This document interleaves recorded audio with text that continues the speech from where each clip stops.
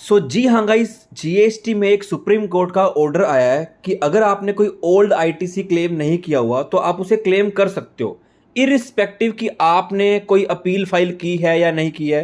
मतलब कोई रिट आपने लगाई थी या नहीं लगाई थी। जिसने लगाई थी, जिसको बेनिफिट मिला वो तो करेगा ही करेगा इस ऑर्डर के बेसिस पर। जिसने कोई रिट फाइल नहीं भी की वो भी बेनिफिट ले सकता है, ओल्ड आईटीसी क्लेम कर सकता है इस ऑर्डर के बेसिस पे। उस ऑर्डर के लिए सर्कुलर इशू किया गया कि कैसे आपको प्रोसीड करना है, बिकॉज आपको एक एनेक्स्चर ए भी लगाना है, तभी आपको बेनिफिट मिलेगा आपके ओल्ड क्रेडिट का। अब आपको ये ट्रान 1 ट्रान 2 जिसने ऑलरेडी फाइल नहीं किया हुआ वो भी कर सकता है, ऑलरेडी फाइल किया हुआ था तो वो भी रिवाइज भी कर सकता है। इसका टाइम पीरियड है वो भी हम देखते हैं। सो अगर आप चैनल पे नए हैं तो चैनल को सब्सक्राइब कर लो। ये सर्कुलर आपको मिल जाएगा मेरे टेलीग्राम में, लिंक डिस्क्रिप्शन में मिल जाएगा। वीडियो को लाइक जरूर कर देना। So let's get started. Circular number 180 9 सितंबर को इशू हुआ है। गाइडलाइंस फॉर फाइलिंग रिवाइजिंग, मतलब आपने ऑलरेडी फाइल नहीं किया था तो फाइल कर सकते हो, अगर ऑलरेडी फाइल किया था कुछ गलती हो गई है तो रिवाइज भी कर सकते हो। In terms of order dated 22 July and 2 September of honourable supreme court in the case of union of India versus Filco trade centre private limited. Basically यहां पे बताया जा रहा है, पहले जो टाइम पीरियड दिया था कि 31 अक्टूबर तक विंडो ओपन रहेगी, बट अभी इसको एक महीने का टाइम और मिल गया, 30 नवंबर तक। Now the most important point is कि irrespective of whether the tax payer has filed writ petition before the high court और whether the case of the tax payer has been decided by the ITGRC, मतलब कोई information technology committee के पास आपका case गया था या नहीं गया था कि आप इसकी वजह से फाइल नहीं कर पाए थे, तो आप इसका बेनिफिट ले सकते हो। चाहे आपने रिट पिटीशन फाइल की थी या नहीं की थी, कोई भी एग्रीव्ड पर्सन है वो फाइल कर सकता है। Any aggrieved registered assessee is directed to file the relevant form और revise the already filed form, कि आपको बेनिफिट मिल पाए।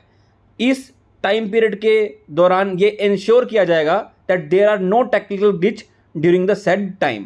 ऑफिसर्स को टाइम दिया जा रहा है कि 90 दिन का कि आप वेरीफाई करोगे, क्योंकि अगर आप फॉर्म फाइल करोगे तो वो वेरीफाई भी करेंगे कि हाँ भी सारे डॉक्यूमेंट्स थे, उसके बेसिस पे आपका क्रेडिट ई क्रेडिट लेजर में रिफ्लेक्ट करेगा।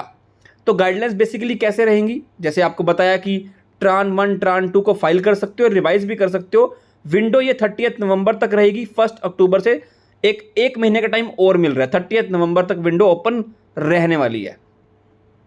पॉइंट है कि आपको इस फॉर्म के साथ एक अनेक्स्चर ए भी लगाना पड़ेगा। Applicant shall at the time of filing और revising the declaration in form GST TRAN 1 या TRAN 2 also upload the PDF copy of a declaration in the format as given in annexure A of this circular. Annexure A में जो दिया गया है वो आपको fill करना पड़ेगा। उसके 2 पार्ट हैं, part A and part B, अभी देखेंगे। वो आपको डिक्लेरेशन साथ में लगानी पड़ेगी, तब आपको बेनिफिट मिलेगा।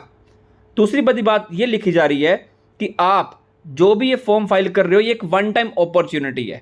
आपने इसे एक बार फाइल कर लिया, उसके बाद आपको दोबारा अपॉर्चुनिटी नहीं दी जाएगी। This is a one time opportunity for the applicant to either file the said form, और अगर आपने ऑलरेडी फाइल किए हुए थे तो आप रिवाइज कर सकते हो। This is a one time opportunity, इसके बाद आपको ऑप्शन नहीं दिया जाएगा।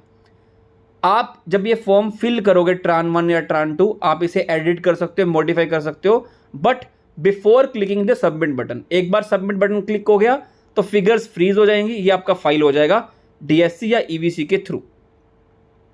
साथ में बताया जा रहा है कि नो फर्दर अपॉर्चुनिटी, जैसे मैंने आपको बताया कि एक बार आपने ये फाइल कर दिया ट्रान 1 या ट्रान 2, या आपने रिवाइज कर दिया on the common portal, no further opportunity to again file या रिवाइज करने का ऑप्शन ड्यूरिंग दिस पीरियड और सब्सिक्वेंटली। मतलब 30 नवंबर तक आपने ऑलरेडी फाइल किया या रिवाइज किया तो आपको दोबारा इसको चेंज करने का ऑप्शन नहीं दिया जाएगा, इधर ड्यूरिंग दिस पीरियड मतलब 30 नवंबर तक, और subsequently will be available to him, नहीं दिया जाएगा। No opportunity.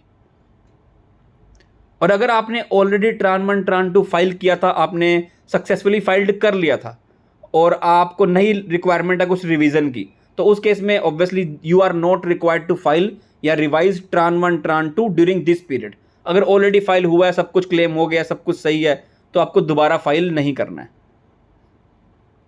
आपको यहाँ पे जब सबमिट करोगे ट्रान 1 ट्रान 2, ऑफिसर आपके डॉक्यूमेंट्स को वेरीफाई करेगा अब अगर डॉक्यूमेंट सही होंगे तभी आपका ई क्रेडिट लेजर में अमाउंट रिफ्लेक्ट करेगा, वो आपके डॉक्यूमेंट्स को वेरीफाई करेंगे। इसीलिए एनेक्स्चर ए एक सबमिट किया जा रहा है जिसमें पार्ट ए पार्ट बी बताया जाएगा। और पार्ट ए में आप जनरल इन्फॉर्मेशन दे रहे हो कि आपने पहले फाइल किया था या नहीं किया था तो उसकी डेट क्या थी, कितना क्रेडिट है CGSG में थ्रू ट्रान 1 या ट्रान 2, या कोई 73 या 74 में कोई नोटिस या ऑर्डर इशू हुआ था, वो सब जनरल डिटेल देनी पड़ेगी। और पार्ट बी में ये बताया जा रहा है कि ऊपर जो भी लिखा हुआ है आप सही बता रहे हो और आपने ऑलरेडी जो एग्जिस्टिंग रिटर्न्स थी एग्जिस्टिंग लॉ में वो सारी फाइल की हैं, कुछ भी पेंडिंग नहीं है, आपके पास सारे डॉक्यूमेंट्स हैं जिसके बेसिस पे आप ट्रान 1 या ट्रान 2 फाइल कर रहे हो और क्रेडिट क्लेम कर रहे हो। सो बेसिस दिस गाइज आप अपना ओल्ड ITC क्लेम कर सकते हो। ये आपको मिल जाएगा मेरे टेलीग्राम में। वीडियो में कुछ भी अच्छा लगे तो लाइक कमेंट करना मत भूलना। Till then good bye and thank you so much.